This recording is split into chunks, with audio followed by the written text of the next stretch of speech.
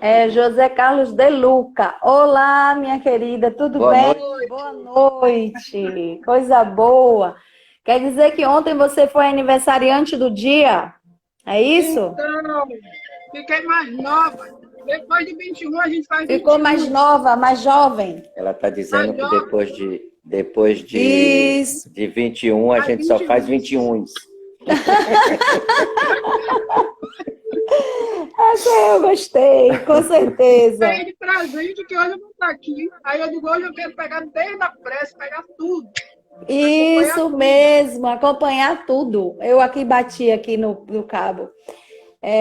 Então, aí eu estava dizendo aqui, uma pessoa que disse que, como anda nas redes sociais, aí viu que era seu aniversário ontem. Disse, olha, aniversário de Gesteira. Eu digo, que maravilha, ela fica escondidinha, não diz nada, gente. Agora eu vou anotar na agenda, aniversário de Gesteira. Eu que ganho presente de estar com vocês. Pois é. Nós que ganhamos pela sua presença, pela sua palavra sempre generosa, nós que ganhamos. Tá bom, Obrigada, meus amigos. vamos fazer a prece, você faz, eu faço, como é que você Faça quer? aí, prece. Ele vai fazer a prece aqui, a D hoje. Vamos fazer a prece envolvendo a cada um, né? Nessa energia maravilhosa dessa noite. Pode fazer. Querido Jesus, te pedimos nesse momento, Senhor, que seja condescendente para com todos nós, balsamizando as nossas dores, os nossos sofrimentos, as nossas incertezas e permitindo que sejamos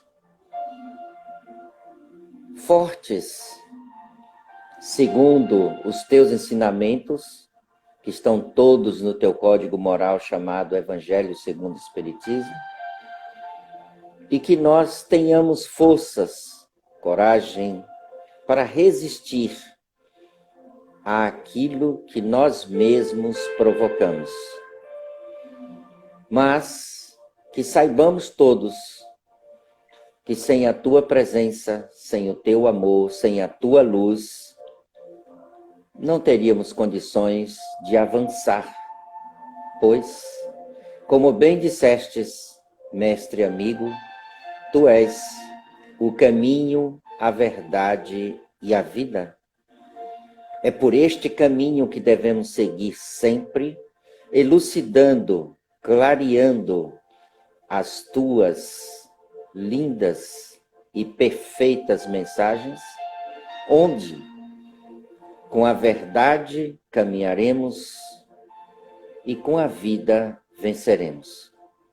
Obrigado, Jesus. Obrigado à espiritualidade amorosa da Casa de Caridade e Coração de Maria, que permite momentos como este, que é benéfico a todos nós por ser esclarecedor.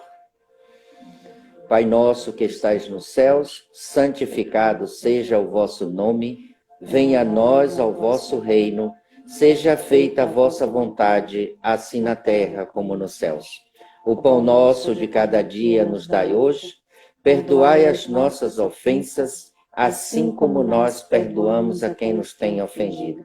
Não nos deixeis cair em tentações, mas livrai-nos, Senhor, de todos os males. Que assim seja e assim será.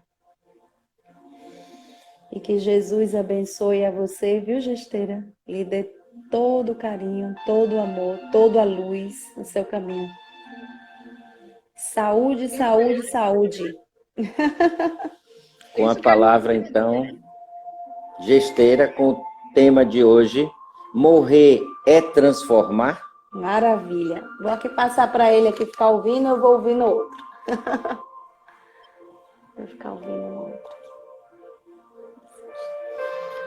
Fique à vontade. É um prazer estar mais uma vez com esses amigos queridos dessa casa abençoada, onde a espiritualidade faz um trabalho, uma cobertura fantástica, uma cobertura de amor, Quero dizer a minha gratidão. Ontem completei mais um ano de vida. A companheira que acompanha aí a casa me parabenizou, disse ela vai contar o segredo. Agora eu vou descobrir que eu fiquei mais velha, não deu nem para pintar os cabelos brancos. Mas tudo bem.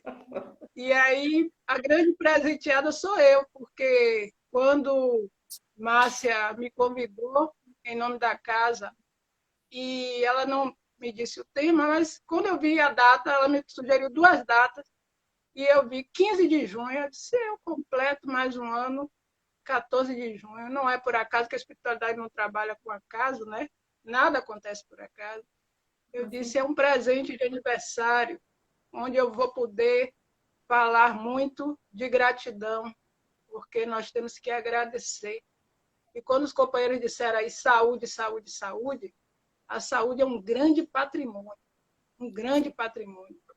e que nós só valorizamos de fato e de direito quando a perdemos, assim como muitos outros fatores, mas a gente, no momento em que a gente consegue entender como ela é importante, como ela nos tira da paralisia, como ela nos faz caminhar, como ela nos ajuda a estar nesse momento aqui, a gente só pode falar de gratidão. Então, eu já agradeço e peço a espiritualidade que trabalha nessa casa, que na noite de hoje me permita trazer uma mensagem de consolo, uma mensagem de esclarecimento, uma mensagem de reflexão para todos nós. O tema, vocês gostam de me colocar na situação difícil. Me deram um tema difícil falar de morte, né? Mas muito, muito. Não é O morte. espiritismo, o espiritismo matou a morte. Mas só que o público que acompanha essa casa é imenso. Vocês não sabem a quantidade de pessoas que seguem, eu fico muito feliz. Inclusive, a última vez que eu estive com vocês aqui, foi muito bom, porque muitos companheiros da doutrina e simpatizantes passaram a acompanhar essa casa, né? Gostaram muito. E às vezes me ligam, mandam notícias assim, olha, acompanhei tal dia, tal trabalho, acompanhei tal dia, coloquei o nome de tal pessoa na vibração, já senti uma melhora significativa. Então, isso para nós é muito bom no sentido de que, no momento em que a gente pode estar fazendo a divulgação e trabalhando para Jesus, que esse trabalho é para Ele e é Ele que conduz. E a gente vê que as pessoas estão ouvindo, não estão ouvindo Raimunda, não estão ouvindo os companheiros que conduzem, estão ouvindo a palavra do Cristo e estão se baseando nela para as suas melhorias. Então a gente fica muito feliz, né? E feliz da casa ter esse trabalho de renovação. Então eu agradeço. E falar de morte, né? Se morte é transformação. E como eu disse anteriormente, o espiritismo matou a morte. Para nós espíritas, a morte é apenas uma mudança de morada. Entretanto, ela é algo que causa um medo muito grande, né? E medo é um sentimento que nos aprisiona muito. Isso, inclusive, no nosso meio. Por que eu digo inclusive? Porque, pelo pouco conhecimento que nós temos, nós já poderíamos estar com uma outra visão, um outro olhar. Entretanto, muitos de nós, trabalhadores da doutrina, ceareiros, a gente ainda fica com receio de determinadas situações, né? É o medo do desconhecido, para alguns. É o medo do que eu aprendi e não coloquei em prática. Porque a gente vai aqui nesse nosso tempo falar muito sobre algo que é característico e a doutrina está sempre nos chamando a atenção, que é a questão moral. Porque quando nós falamos a morte é transformação, transformação tem a ver com mudança. E eu gostei muito e achei muito simbólico a borboleta que vocês colocaram na chamada, né? Porque pela metamorfose, né? E a borboleta passa por um processo de transformação, achei muito inteligente e muito perspicaz.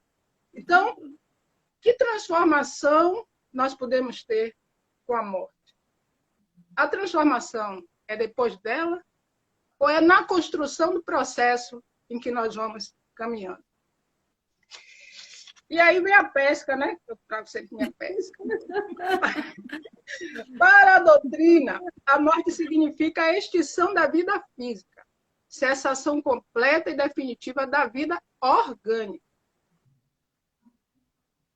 Mas existe uma diferença entre morrer e desencarnar, né? E a gente fica muito sem não entender. Qual é o entendimento disso? Muita gente diz assim, por que vocês espíritas falam desencarnar? Vocês não falam morrer? E aí, nesse momento, a gente pode estar aqui fazendo essa troca. Falar que o processo de desencarnação é aquele onde nós vamos ter a oportunidade de nos libertar de muitas questões, inclusive do apego.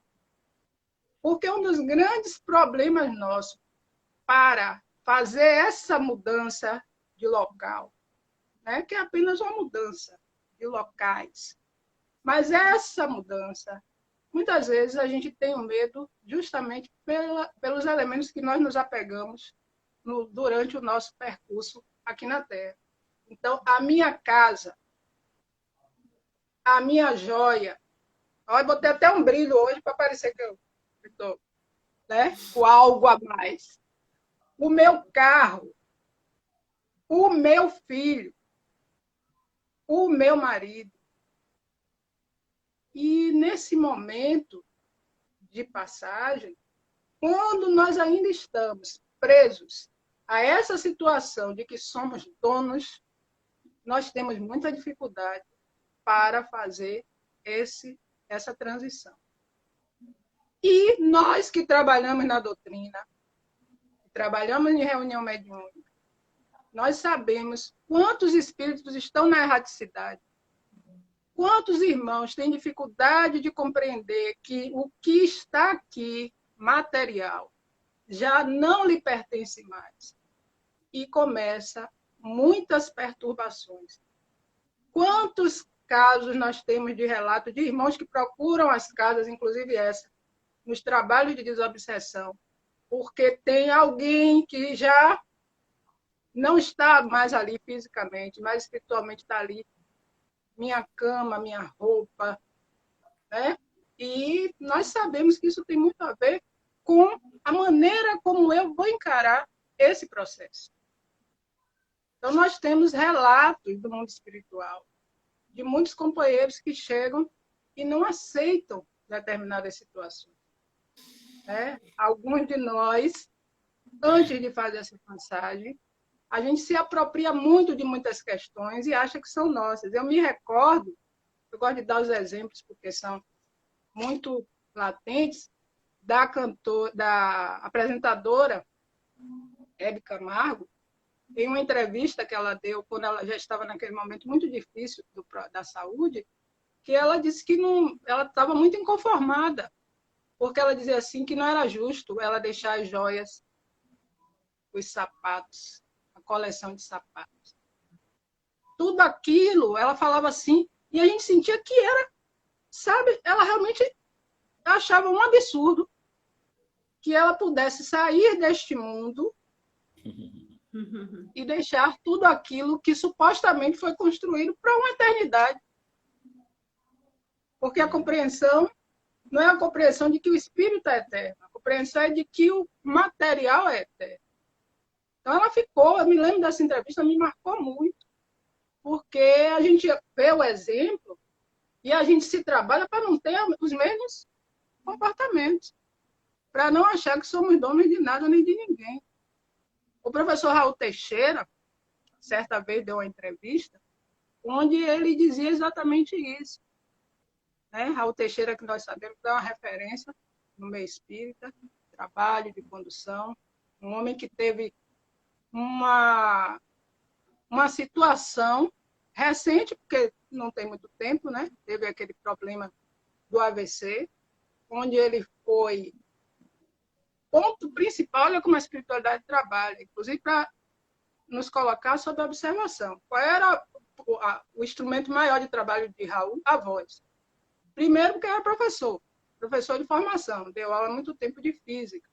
E ele contava assim que ele chegava na universidade com a mala, né, que ficava aí, já ia com a mala para dali, fazer os trabalhos, e os colegas, veja, no curso de física, matemática pura, exatas puras, 2 mais 2 são 4, e ninguém acreditava em espírito. Raul já trabalhando. Aí ele disse que chegou com a mala, chegava aí com o colega e dizia assim, Raul, você acredita mesmo nesse negócio de espírito? Acredito. Você recebe preto velho? Eu recebo preto velho, preto branco, preto que vocês quiserem, recebo tudo. É, bem a cara de Raul Teixeira. Então, assim, ele, professor, instrumento principal de trabalho, a voz. Orador, viajava, vivia, né, na ponte aérea. Quando o Raul tem um AVC, qual foi o ponto principal mais afetado? A fala. E ele, por que eu estou falando isso? Porque em mais de uma entrevista que ele deu posteriormente, na medida que ele foi se recuperando, ele disse que ele teve que trabalhar o desapego, inclusive, dessa questão. Por quê? Porque ele percebeu e teve a compreensão de que nada é eterno mesmo e que ele teria que fazer um trabalho agora de uma outra natureza, usando outros instrumentos, que embora ele psicografasse tal, mas o que era que ele usava mais? A voz. Ele disse que foi um voto de silêncio que foi dado para ele rever uma série de questões. Ele não falava nada. Ficou totalmente sem poder falar. A fala foi o principal lugar afetado. E agora, paulatinamente, ele está falando aos pouquinhos. E aí eu estava vendo um vídeo dele, estudando para essa palestra, onde ele dizia que o nosso grande problema é esse apego. E por sermos apegados, temos dificuldade de entender esse processo de transição. Então, a desencarnação é a libertação espiritual, é o desprendimento do espírito das coisas terrenas, sejam físicas, emocionais, psicológicas ou matéricas. Então, esse é um processo que a gente precisa trabalhar diariamente, constantemente. Não é fácil, não é fácil. Mas tudo que nós construímos para estar neste mundo, a gente precisa saber que é para um momento e que, ao partir daqui, tudo isso vai ficar. E o que vai é o espírito. Na questão 68 do Livro dos Espíritos, Kardec perguntou às entidades venerandas: qual é a causa da morte nos seres orgânicos? O que os espíritos responderam: a exaustão dos órgãos. Qual é a causa da morte nos seres orgânicos? A exaustão dos órgãos. Na 68A, Kardec, né, ficava ali, como pedagogo e como estudioso que era, ele não se contentava, né? O espírito respondia, ele vou mais a fundo. Aí na 68A ele pergunta: pode-se comparar a morte, a cessação do movimento, numa máquina desarranjada? Ele vai e compara. Aí os espíritos dizem: sim, pois se a máquina estiver mal montada, a sua mola se quebra, se o corpo estiver doente, a vida se esvai. E olhem que quando fala de doença, a gente tem que pensar a construção dessa doença que vai começando exatamente no campo psíquico. Eu gosto muito de falar sobre isso. Porque quando os órgãos começam a dar notícias de que não estão bem, a nossa mente já adoeceu há muito tempo. Por isso que a gente tem que ter muito cuidado com o que a gente pensa, com o que a gente vibra, com o que a gente emana para o universo. E muitas vezes a gente não se pega nisso. É um coração que desenvolve lá um anjinho. O que é que está por trás dessa anjinha? Desde quando esse processo veio acontecendo? Olha o que os espíritos falam da máquina, a máquina que vai cessando, que vai enferrujando. Porque aqui é um envoltório. É uma máquina que vai, né? A gente vai para faz a ginástica. Agora está todo mundo fazendo ginástica dentro de casa, né? Eu estou aqui, meu professor de Pilates disse: eita, que depois dessa pandemia tem uma coisa enferrujada aí que eu vou ter que botar no lugar. Mas eu estou tentando, né? Então, assim, a gente faz. Pô, o pessoal curioso estava me perguntando: quantos anos você fez? Eu vou matar a curiosidade. Eu fiz 52 anos.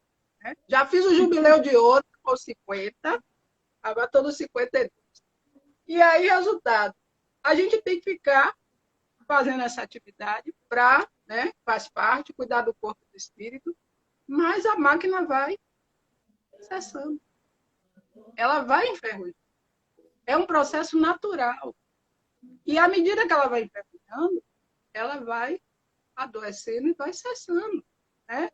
Então, a gente precisa ter essa consciência que muitas vezes a gente não tem dificuldade de entender. A ditadura da beleza é uma prova. É uma prova na vida ser bonito. Eu sei que eu sou, né? Estou bem assim na fita ainda. Mas, Márcia linda. Mas, assim, a gente vive o tempo todo, né? Com essa coisa de que tem que estar maravilhoso, tem que estar belo, tem que estar com a pele esticada, tem que estar assim, assim, assim, assim. E isso vai destruindo o campo psíquico, porque eu vivo na tensão. Eu muitas vezes não observo que eu estou me martirizando e me matando para acompanhar um padrão, né? Uhum. Então, assim, na nossa família, todo mundo sempre teve a tendência para ser mais cheinho. Aí, não, tem que ser. Eu digo, tá difícil. Já tentei tudo. E com essa mão boa que o povo tem para a cozinha agora, na quarentena, então, desisto desse aspecto, né? Mas é uma coisa tão sutil, porque eu estou falando de morte. E tudo isso tem a ver com a morte.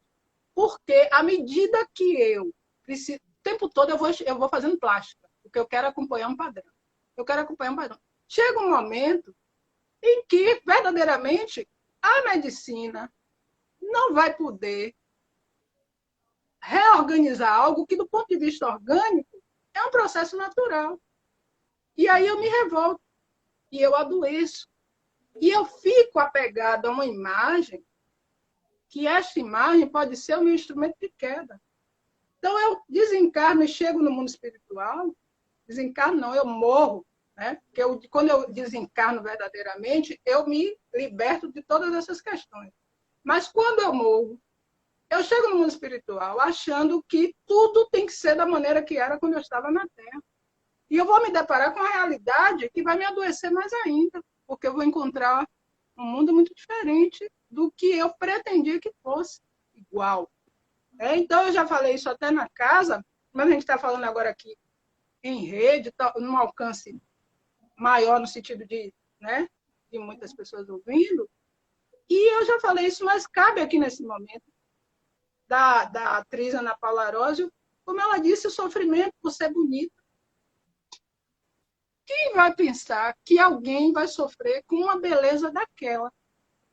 Com um olhar comparado aos olhos de Sofia Loren, olhos de Violeta, né, Sofia Loren? Quando eu faço Sofia Loren, eu entrego. Já falei a idade, mas já estão sabendo que eu sou do tempo de Sofia Loren. Então, assim, cinema hollywoodiano, né? Então, pronto, já entreguei Sofia Loren. Aí, resultado. Faz parte do processo.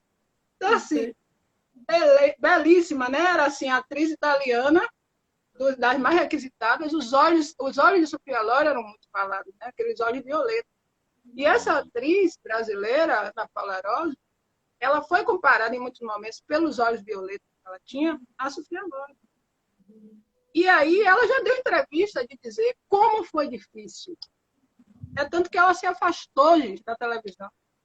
No auge da carreira, jovem ainda, outro dia ela deu uma entrevista que ela foi chamada aí recente, e ela não quer, porque ela disse que quando ela entra neste mundo da imagem, ela sofre e adoece. Sim. E tantos de nós buscando a imagem para se projetar. Né? Então, isso tudo tem a ver com morrer e transformar? Tem. Porque eu preciso, o que é a transformação? É essa mudança. Gostei muito do exemplo da borboleta. A borboleta naquele processo de metamorfose. Então, eu preciso começar a me trabalhar diariamente para entender que a certeza maior que nós temos é essa. É fato. Então, eu não vou ficar aqui o tempo todo. Nós brigamos o tempo todo por herança. Uma herança que vai fazer o quê? Eu vou fazer o quê? Eu vou ter que deixar para alguém. E esse alguém precisa se trabalhar para saber que outro alguém ficará. Então, é um processo que a gente precisa ter esse entendimento. Na obra Voltei, o irmão Jacó, né, ele narra a volta ele foi um trabalhador espírita, ele diz assim, quantas vezes, abre aspas, pedir licença aqui para ler, porque é uma das obras mais emblemáticas e significativas dentro da doutrina, né? Que a gente recomenda que as pessoas leiam. Uma obra belíssima. Um exemplo para que a gente tenha, inclusive nós. Por que eu digo nós, inclusive? Não é porque a gente é melhor do que ninguém, não, mas a gente está dentro da doutrina, a gente estuda, a gente está o tempo todo nessa luta hercúlea para ser um pouco melhor, e a gente continua ainda tropeçando muitas vezes em questões que a gente precisa ficar atento. E aí o Espírito, o irmão Jacó, ele diz o seguinte: quantas vezes julguei que morrer constituísse mera libertação, que a alma, ao se desvencilhar dos laços carnais, voejaria em plena atmosfera, usando as faculdades evolutivas. Entretanto, se é fácil alijar o veículo físico, é muito difícil abandonar a velha morada do mundo. Posso hoje dizer que os elos morais são muito mais fortes que os liames da carne. O que é isso? A gente precisa de trabalhar nesse contexto. E trabalhar a questão moral é trabalhar essas situações que nos aprisionam, porque o apego tem a ver com o nosso comportamento egoísta, tem a ver com o nosso comportamento de orgulho. Quando eu digo que eu construí um patrimônio, eu digo assim, eu construí um patrimônio. Eu posso ter muita participação nesse patrimônio, mas para construir, eu não construí sozinho. Olha a questão do orgulho. Alguém me ajudou a chegar nesse lugar. Eu posso ter empreendido a maior parte das minhas horas de sono, mas eu não faço nada sozinho. Então, quando ele fala de questão moral, ele está falando desse vício. A vaidade que me prende de achar que eu sou poderoso. E aí, recentemente, nesse momento de pandemia, eu estava vendo um relato da filha de um grande banqueiro que desencarnou, né? Morreu, a gente não sabe qual é a situação que ele se encontra, mas vamos usar o desencarnou, pedir a misericórdia, pedir que ele esteja desapegando. Mas a filha dele deu uma entrevista que me deixou muito... Hoje eu conversava sobre isso, porque todas as vezes que eu vou falar, eu ouço as pessoas aqui de casa, ouvia, e agora eu tenho que ouvir mesmo, porque está todo mundo junto. Aí eu vou perguntando, você, o que você faria em tal situação? Vem entrevista para palestra, eu digo, você, o que você faria? Eu gosto de...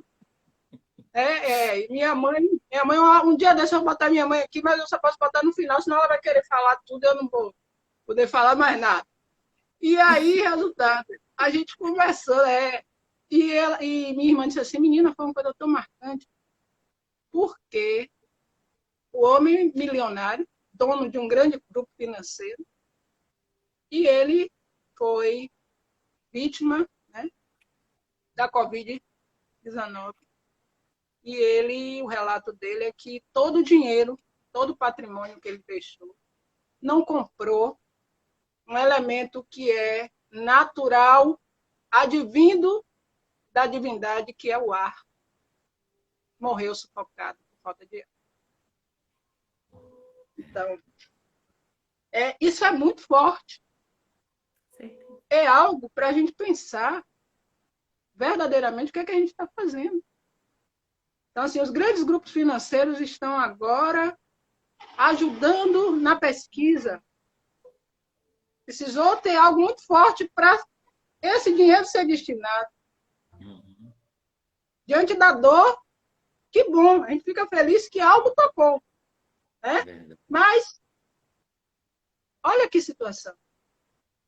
Então, assim, a filha é muito emocionada de dizer, poxa vida, não salvou, com todo o dinheiro que tinha. Faltou o ar. E nós tivemos uma pessoa na família que desencarnou há mais de 20 anos por uma questão pulmonar.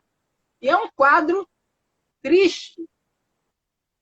Nunca me esqueço, praticamente nos meus braços. Era uma pessoa que era muito ligada. Uma tia que era uma segunda mãe. As pessoas que me conhecem sabem da nossa ligação. Falta de ar, terrível. É um quadro dos mais graves. E nós sempre conversávamos, uma pessoa que foi muito importante na minha vida, que me orientou muito. E que sempre me falava, minha filha, tudo que você construiu é para repartir. Nunca ache que você é dona de tudo e vai ficar tudo para você, não. Reparta, divida. Eu tenho certeza que se ela estivesse hoje aqui, está. Mas se estivesse encarnada, estaria muito satisfeita e muito feliz por esse exercício que eu tento fazer diário de passar essa palavra. Porque quando eu estou fazendo isso, eu estou me trabalhando para verdadeiramente colocar, vencer, como diz um amigo aí da doutrina, as minhas iniquidades, que são muitas. Então, quando o irmão Jacob falar isso, diga, amigo, não lhe ouvi, não. Todos temos. Todos temos. Todos temos, e muitas. Mas o importante é a gente reconhecer e tentar. Olha a transformação. Olha a transformação. Né? Não dizer assim, na próxima encarnação, eu vou tentar melhorar esse meu lado. Né? Porque a gente usa esse discurso. Não, mas assim, é porque agora eu ainda sou muito pequeno. Eu ainda não estou nessa condição de aprender. O momento é agora. Porque como o irmão Jacó fala, ele chegou no mundo espiritual achando que ele só ia vencer o liame da carne. O liame do envoltório. E aí ele chega lá e se depara com uma questão moral muito grave. Assim, o que é que você fez? Por que o Espírito André Luiz, quando ele adentra o mundo espiritual, ele, né, depois daquele processo que ele passa, aquele tempo no umbral, que é um estado de consciência. Quando eu falo de umbral, o povo, eu já tenho até medo que o povo saia correndo. Calma. Umbral é um estado de consciência. Né? Então, assim, as perturbações do espírito, né, que a gente fica nessa transição. Então, quando ele chega no mundo espiritual, o que André Luiz chega? Querendo, eu sou médico. E aquele poder, aquela prepotência nossa do encarnado, eu cheguei aqui, eu tenho, não, ó, vai pegar na vassoura. Isso. O que é que dizem a ele na colônia Nosso Lar? Você vai aprender, você vai varrer. Ah, por quê? Porque ali, naquele momento, o varrer... Por que dão aquela vassoura? Porque o sentido do varrer é assim, eu me igualo, aqui não tem melhor nem pior, todo mundo é tarefeiro.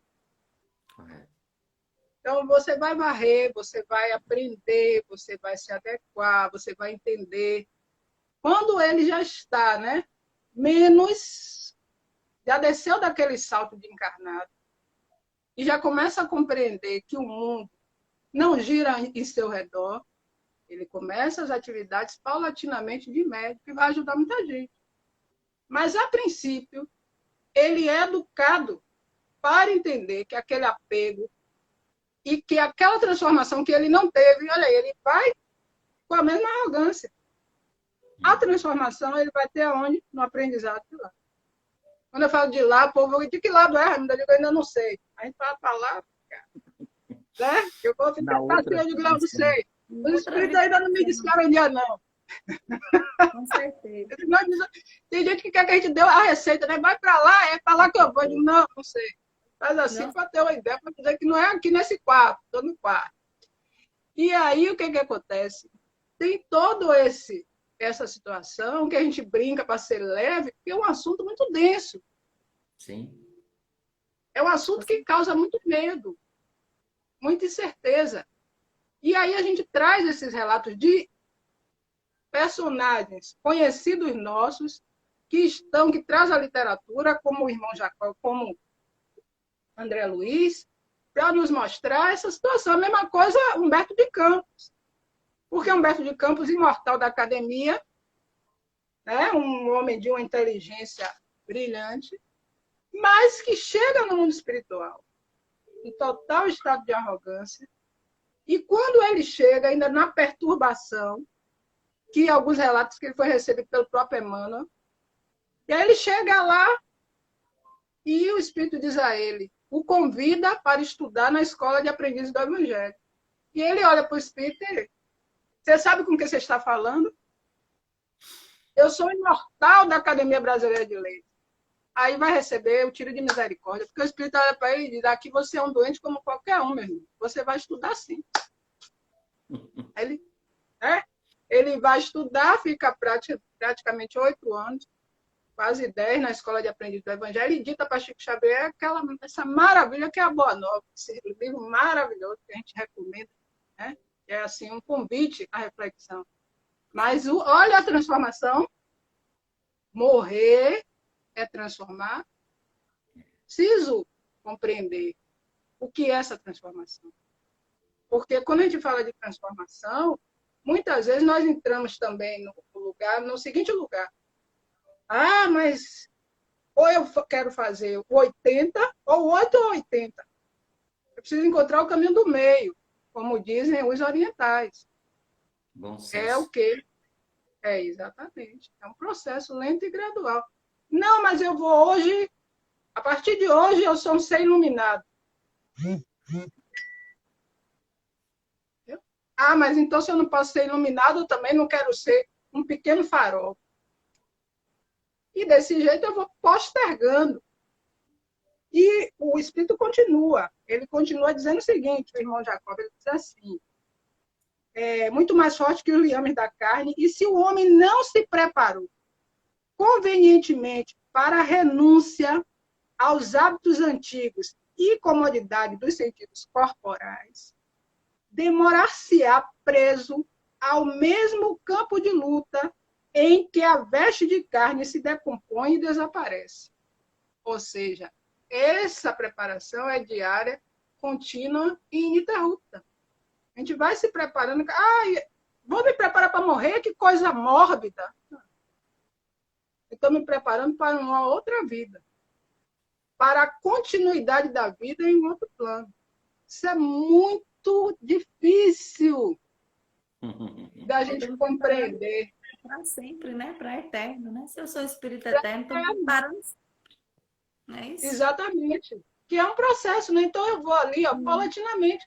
Quando eu tenho essa consciência, é tudo tão mais simples, tudo tão mais simples, né? Porque a gente passa a ver de uma maneira muito mais tranquila, muito mais tranquila. Eu vou dar aqui um relato pessoal, e também não estava na minha programação aqui da pesca, mas quando meu pai a gente faz uma pesca, mas os espíritos vêm e dizem, Ele fala assim, não, não é para pescar, não. Você vai falar o que tem para falar e para de ficar pescando. para falar, né?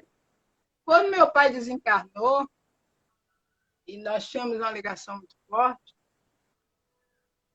aquele momento, né, ele que teve um câncer muito difícil, e eu acompanhei tudo, e fico feliz de poder ter acompanhado e ter estado com ele em todos os momentos. E quando meu pai desencarnou, a minha compreensão, nisso aí é que eu agradeço a doutrina.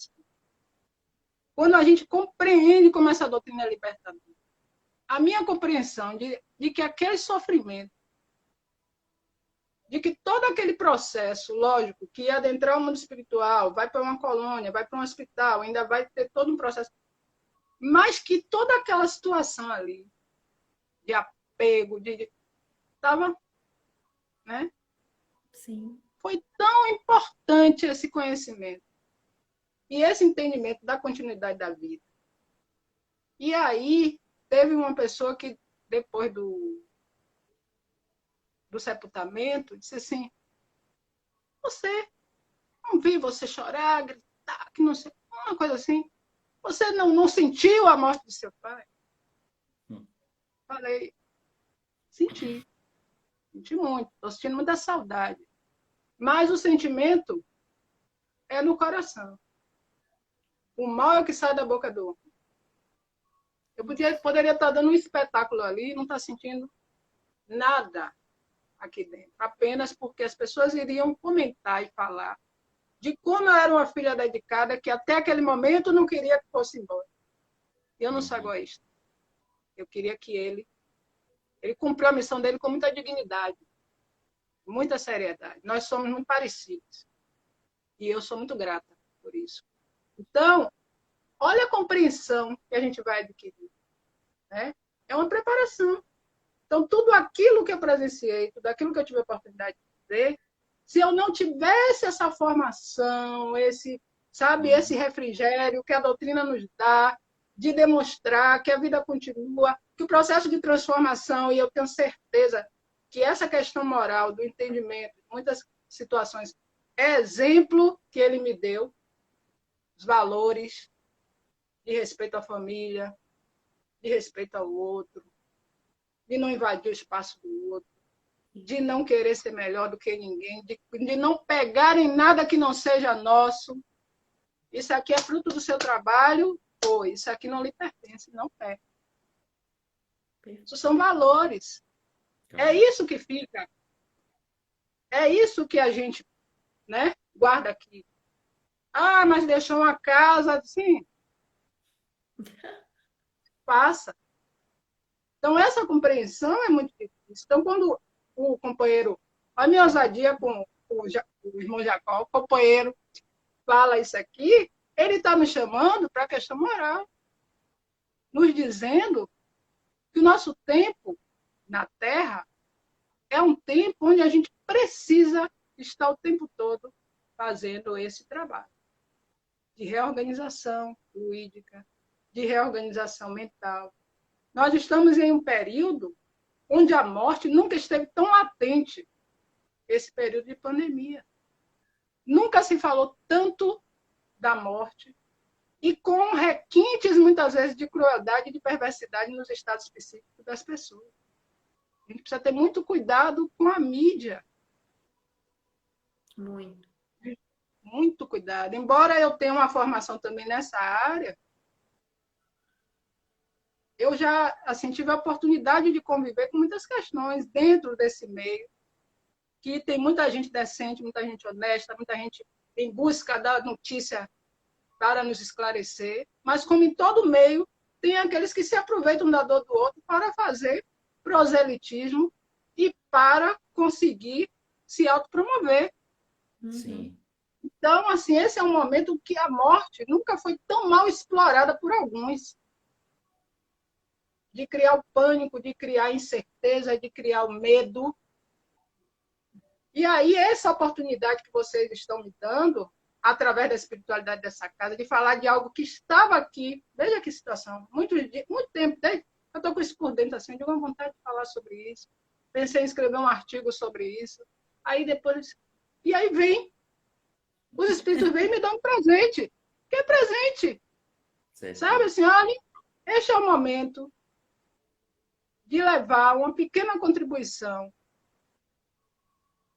através do que a espiritualidade lhe permite estudar um pouquinho do que você está aprendendo, para dizer para as pessoas que não tenham medo da morte, porque é apenas uma passagem. É algo momentâneo, que nós tenhamos medo dos nossos comportamentos, das nossas condutas morais. E nós façamos o processo de transformação através das nossas boas ações. Que não invadamos o espaço dos outros. Que na hora em que eu precisar pegar meu carro para sair, e a gente só deve sair, né, conforme as recomendações, por extrema necessidade, na hora em que eu estiver com o meu carro, que a vaga do deficiente estiver ali, eu não estacione na vaga do deficiente, porque ninguém está vendo. Isso é conduta moral. Sim. Isso é transformação. Que nessa confusão dos bancos, que estão agora com um horário específico para o idoso, por uma questão de segurança, eu não minta dizendo que eu tenho um problema para entrar no mesmo horário do idoso, porque eu estou com pressa para resolver outras coisas. Isso é conduta moral. Na campanha da vacinação, no dia em que eu levei minha mãe, quando começou logo o período dos idosos, né? Eu tomei recente porque foi período para professor, mas no dia que eu a levei, e aí não estava tendo muito critério, nós estávamos dentro do carro, no drive-thru, por uma questão de segurança, e a pessoa que veio dar a vacina disse assim, são quantas pessoas? Eu disse, é minha mãe. Ela tomou. Aí depois, uma pessoa conhecida nossa disse assim, por que você não tomou logo? Eu disse, porque não era o período da campanha que eu sei que eu faço parte da campanha para professor, por causa da nossa profissão. Mas não estava tendo critério, ninguém lhe perguntou. Eu disse, não. Eu não podia fazer isso. Por que você não fez? Porque você é melhor. Não. Na hora em que eu dissesse isso, eu estava negando tudo que eu fico falando para as pessoas nessas preleções doutrinárias e mais. Ia faltar vacina para alguém. Sim. Sim. Questão de Essa é a consciência. Consciência. Aí vem a questão 621 do Livro dos Espíritos. Onde está escrito, né? Onde estão escritas as leis de Deus? Na consciência. Então, consciência, quando a gente fala, é nesse âmbito. Vejam, são coisas simples, são coisas do dia a dia, né? Sinalize na hora que tiver que eu parar, porque eu estou entusiasmada aqui falando, me sinalize, viu? Na hora que eu tiver que... É que nem nas filas do supermercado, né? Que às vezes você vai com duas pessoas e você bota uma pessoa numa fila e bota outra na outra. Aí aquela que andar primeiro, tu vai para outra. Isso também tá errado, né? São várias coisas do dia a dia que se pega fazendo assim o erro, né? E que a gente... Isso aí está na conduta moral. Porque quando a gente fala de conduta moral, a maioria pensa em coisas grandiosas. Mas são os pequenos atos. Estão nas pequeninas. E a gente vai se educando, se trabalhando e entendendo que essa transformação, a morte é transformação, no momento em que eu me transformo aqui. A minha transformação começa aqui, ó. E na hora que eu vou fazer a passagem, ela é muito mais tranquila. E voltando a meu pai ficou muito perto de Dr. Bezerra. Ele começou a ficar muito na leitura de Dr. Bezerra, alguns anos antes de desencarnar. Ele sempre foi muito, gostava, sempre me incentivou nessa tarefa, mas assim, mais aquela coisa de casa. E ele começou a ir para as palestras, começou a se aproximar muito da doutrina. E eu me recordo que pouco tempo antes dele ter um efeito maior da doença, nós assistimos uma palestra, ele tomou um passe, e ele me disse assim, minha filha, a minha sensação é de que eu estou me sentindo tão livre. Que bom. Entendem a preparação? Adentrou no mundo espiritual muito liberto de dores e de uma série de coisas, eu não tenho dúvida. Voltei por conta da questão toda. E para concluir, né, que nosso tempo já está mais perto, tá? Ou não? Tá. Faltam 9 minutos. Faltam 5. 5? Joana de Ângeles, fecha com Joana de Ângeles, do livro Celeiro de Bênçãos. Aqui é uma mensagem para todos nós que estamos nesse momento de dificuldade, com essa questão toda da pandemia. Ela nos diz o seguinte: diante dos que partiram na direção da morte, assume o compromisso de preparar-te para o reencontro com eles na vida abundante. E não adies realizações superiores que te serão valiosas. Sabendo os vivos, enxuga o pranto que a dor pungente da grande transição propicia, considerando que, além da sepultura aparentemente misteriosa, a vida és tua, e depois do umbral de cinza e pó em que o corpo se converte, a madrugada de imortalidade nos faz domínio de felicidade. Portanto, a mensagem de Joana, no capítulo 57 do livro Celeiro de Bênçãos, é a mensagem que eu quero deixar para todos, agradecendo o convite, me dizendo que eu me senti muito bem, fui muito presenteada. Foi um refrigério poder falar desse assunto, que vinha me mexendo comigo. Os espíritos, eles começam a futucar e eles dizem, espera que eu vou lhe dar a forma. E foi através dessa casa que eu amo, a quem eu sou muito grata, e que eu aproveito neste momento para pedir a todos os que nos assistem, que colaborem com as obras dessa casa, que ajudem no trabalho hercúleo e difícil que eles têm, porque são muitos atendimentos, são muitas pessoas que são ajudadas, e a casa precisa dessa ajuda. Desejo a todos muita paz. Obrigada, viu, pelo seu carinho, por tudo. Eu estou aqui até emocionada de você estar falando isso. Muito obrigada. A gente também tem você, assim, gratidão sempre por você estar conosco, fazendo parte da nossa família, né? Tá certo? Uma família. Uma família a quem eu abraço e agradeço. Um beijo no coração de todos vocês. E podem me convidar que eu volto. Você é sempre convidada. Mês que vem você está aqui de novo. Você faz parte da família. Inclusive, hoje eu digo, vamos sentar aqui pertinho, porque é família, para a gente poder conversar, trocar ideias. É muito legal, sempre bom. Se você me permitir, eu gostaria de deixar só um pensamento antes de nós encerrarmos. Eu estava lendo hoje sobre é uma fábula, na verdade, mas que tem muito a ver com o que você disse hoje. a morte personificada numa pessoa estava caminhando e encontrou um mestre. E o mestre perguntou: onde vais? E ela disse: estou indo a tal cidade. Fazer o quê? Eu devo ceifar hoje 10.000 vidas. E ele, ok, porque ele sabe que ele não podia modificar aquilo que está determinado. A morte foi, seguiu e encontra com ele já de volta no caminho e o mestre pergunta: me dissestes que ceifarias 10.000 vidas, mas ceifou 100.000. Aí a morte olhou para ele e disse: infelizmente eu tenho que lhe dizer que eu cumpri minha parte, eu ceifei 10.000, 90.000 morreram por medo. Perfeito. Eu creio que isso diz muito com relação ao que você colocou hoje. E gostaria só de acrescentar o seguinte: medo significa não acreditar no Pai Maior, não acreditar em Jesus.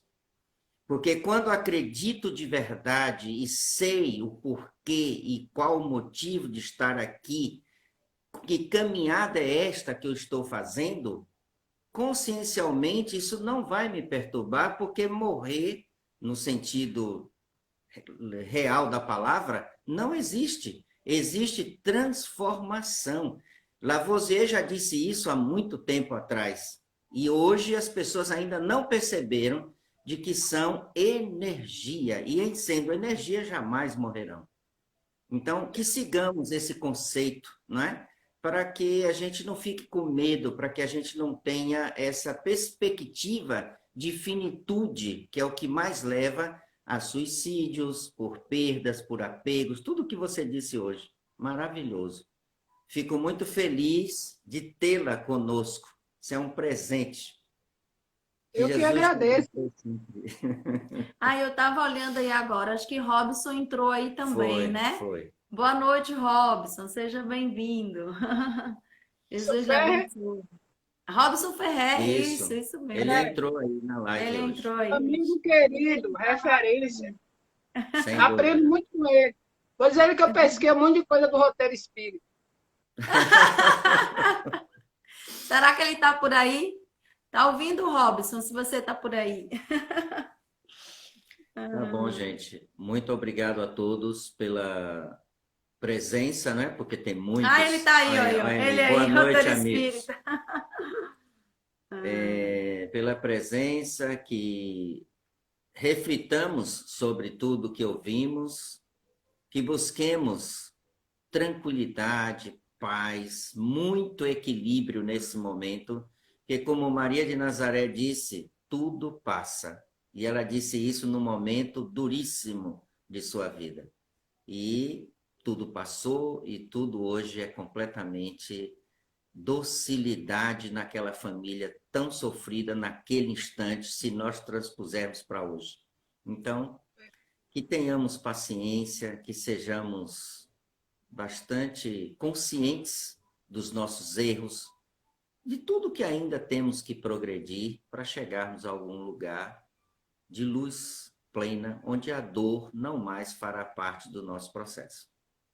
Muita paz a todos, que Jesus abençoe, que tenha uma noite prazerosa no plano espiritual, se possível, trabalhando junto com a espiritualidade. Maravilha. Que é o que mais nós precisamos, é ajudar neste momento ao plano espiritual, porque a situação é bem difícil. Se aqui é difícil, lá é bem difícil também. Não pense que é simples. Joana sempre está colocando isso para a gente. Mandar o convite de... pode entrar 3 aqui hoje? Será? 3 carinhas? Robson tá aí. Deixa eu ver se pode. Eu acho que não, né? Pode. Acho que não, na não live sei eu não fazer. sei fazer. Senão ele entrava aqui com a gente também, até o 3 aí batendo papo, maravilha, né? Da próxima a gente faz, viu? Fazemos esse... Dizemos ao Instagram que a gente vai inovar. Isso mesmo. Eu já vi, Fazemos um dia com 4, né? A gente Mas eu chama todo mundo aí, pessoal, e faz com 4, vai ser bom. eu já vi com 4 pessoas, agora eu não sei como fazer, tenho que aprender ainda como Eu fazer. acho que tem uma plataforma, né, que tem que fazer isso. Aí dá 4 pessoas falando ao mesmo tempo, aí é bom, né? Tá bom, Nós gente. estamos nos familiarizando com este mundo que está nos ajudando a nos Isso comunicar. Com Isso certeza. mesmo. Gente, rapidinho, eu vou postar aí hoje, talvez mais tarde, uma lista de enxoval de bebê. E tem uma gestante que nos procurou no WhatsApp da casa que está precisando muito. Ela vai ter o bebê agora em agosto. E nos procurou, que está precisando de várias coisinhas, né? Para o bebezinho dela, é um menino. Eu vou postar aí. Quem puder nos ajudar, eu vou agradecer muito com fralda descartável, roupinha, o que O que puder. tiver na lista. Tá bom? O que tiver na lista, tá certo? Veja aí. E a gente só resta 27 minutos. Segundos. 27 segundos. Tchau, pessoal. Deus abençoe e dê a paz. Obrigadão. Boa noite a todos. Oi. Amanhã temos Conversando com a Doutrina, às 8h30 da noite. Conversando com a Doutrina. Até lá. Tchau, Muita tchau. paz, pessoal. Beijo, Justeira. Tchau. Tchau.